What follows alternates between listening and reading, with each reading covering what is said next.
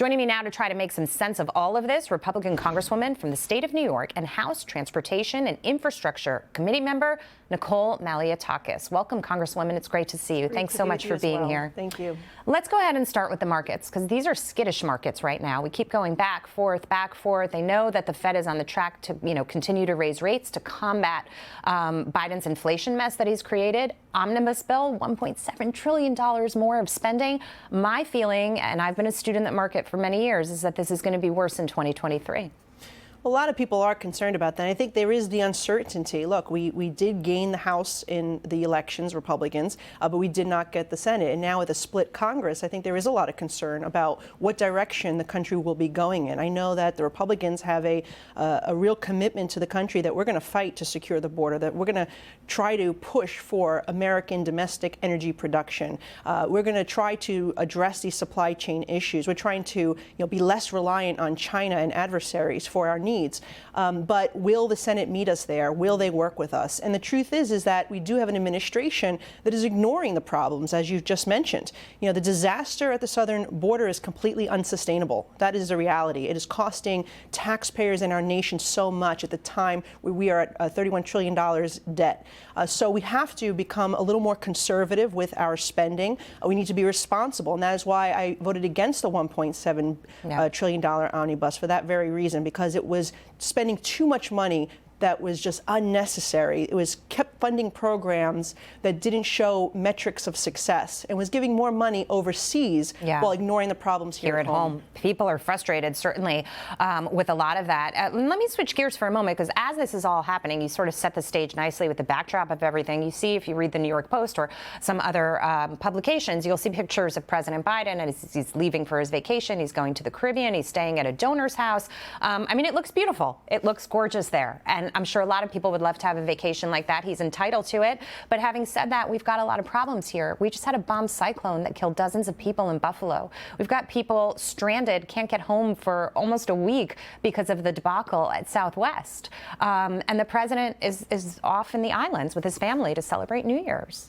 Yeah, look, as you mentioned, politicians are also entitled to have a vacation, have holiday with family, but it just shows how out of touch they are to be doing this at this current moment, to be flying on your private jet while you're seeing, so many thousands of Americans stranded at airports, unable to get home. I am concerned about what's happening with Southwest, particularly after the taxpayers gave them billions of dollars in a bailout. And instead of, reinstating dividend at this moment, maybe they should be investing in their technology. That seemed to be more of a priority if they want to actually save their business in the long run. So I think that Secretary Buttigieg has not done enough, quite frankly. Over the summer, there were also cancellations. Exactly. There were some last year. And when he had these big meetings with the airlines over the summer, he assured the United States of America that this would not happen in the holidays, that they would be better prepared, that he was holding their feet to the fire and holding them accountable and pushing for real changes. And sure enough, months later, we see exact opposite happening.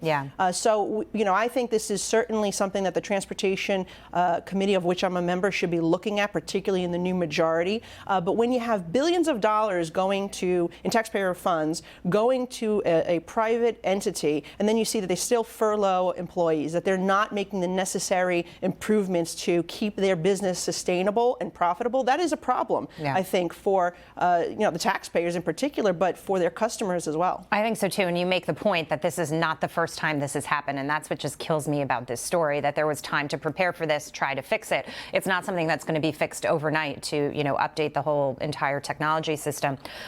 Switching gears, but sort of tying this all together with the economy as well. There was a story in the Washington Post, and obviously, people, the loss of life in Buffalo, the damage that we've suffered economically is really important. But this story talked about how people are making hard choices. For example, giving up their pets and taking them to shelters. They're starting to see a rise in animals that are arriving because people can't afford to keep their pets. I mean, some of these things are really very sad. And the BLS will spit out a number and say, well, inflation's down to 7.1% from 7.7. And everybody will applaud and say, oh, that's, great. But it's still really pinching people.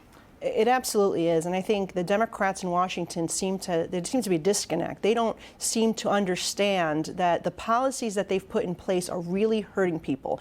When we are not producing energy here domestically, it's hurting us. It's hurting our businesses who have to manufacture goods. It's hurting the transportation system that needs to transfer it. It's going to cost more money to transport food. It's going to hurt people at the stores. The end user gets hit with this. And so I think the energy policy, honestly, is probably the biggest issue right now that we need to fight to make sure that we're not relying on adversaries. Look what Europe is, what's happening there. They're relying on Russia, and now energy is being weaponized against them. Yeah. We cannot allow that to happen here, yet we're following in those same footsteps, doing the same thing. You see them closing nuclear power plants, not extending permits for gas-fired plants, knowing that it's just going to continue to skyrocket the cost of energy, leading to people to pay more for food and home heating costs. A couple of points there on oil and gas, right? We're going to see prices go up because China's coming out of its lockdown period, and that was one of the reasons the net price of oil started to come down. And also, I mentioned this yesterday, I got a text from Con Ed on the coldest day of the year. It felt like -8 degrees between Christmas Eve and Christmas Day. And they said, well, we have a natural gas shortage. If you could avoid using heat, please do so. I mean, you sit back and say, do we live in a third world country? Yeah, well, I got that very same text message, and I was thinking the same thing, and I had predicted this was going to happen. We wrote to the administration warning them and asking them to come forward with a plan on how we can avoid a shortage of natural gas, of fuel oils, particularly here in the Northeast. Had there been a rail strike, it would have been much, much worse. Thankfully, that was averted because of action by Congress, by the way. And what I'll say is I go back to we need to have traditional energy sources. I'm for clean energy. I'm for diversification, but we need to have an all-of-the-above strategy here. We can't just decide to shut down traditional, even clean, right? Nuclear and natural gas is much cleaner than coal. They want to shut those industries down too. We do it the cleanest in the country. They want to shut it down. I mean, in the world, rather. But then when you need more, they want to go to dirtier oil in Venezuela, for example, and appease dictators that are oppressing their people to the point that they're coming over our border illegally just to escape. That's who the president rather purchase oil from than American workers here in the United States, where we can ramp up production. Yeah. That, I think, is one of the biggest fights we're going to have as a House Republican conference this year. And the green jobs he promised never materialized. Meantime, people are losing their jobs in that sector, which is a horrible thing. I want to switch gears just while I have you. Final question on the border. Title 42, according to the Supreme Court, is going to stay in place. They're going to hear about it and decide next year. The president very nonchalant about it. Yeah. I mean, the president went to court and fought for the last 2 years to get rid of Title 42. And that has maybe allowed for 2.5 million less individuals to cross our border illegally. But the fact is, 5 million people have crossed our border illegally. They've also caught people on the terrorist watch list, over 100 people on that list. They also caught tens of thousands of criminals who were previously deported or convicted of crimes in other countries and trying to come into our borders. What about the million that were the gotaways? We don't know who they are and what their purpose is. And there's about 70% of the people that are saying they qualify for asylum don't qualify for asylum. And that is the problem. This is a big business for the drug cartels. They're the only ones that are benefiting from this. It's not humane for anybody, not for the migrants, not for our law enforcement and Customs and Border Protection agents who are committing suicide because of what they're seeing at the southern border and knowing that it's preventable. And then the fentanyl that is streaming over, hundreds of millions of dollars, killing 100,000 Americans last year. We don't know the numbers yet for this year, but I'm sure they're going to be higher. Yeah. And the president of the United States is allowing this to happen. It is a complete abdication of his responsibility. Mayorkas should resign, and we need to pass our Border Protection Act for America. It does exactly what the CBP is telling us they need us to do to secure our border and stop this. But I'll tell you, as a New Yorker, someone who lived through September 11th, saw the sacrifice of our city and the men and women that are still dying to this day because of that terrorist attack.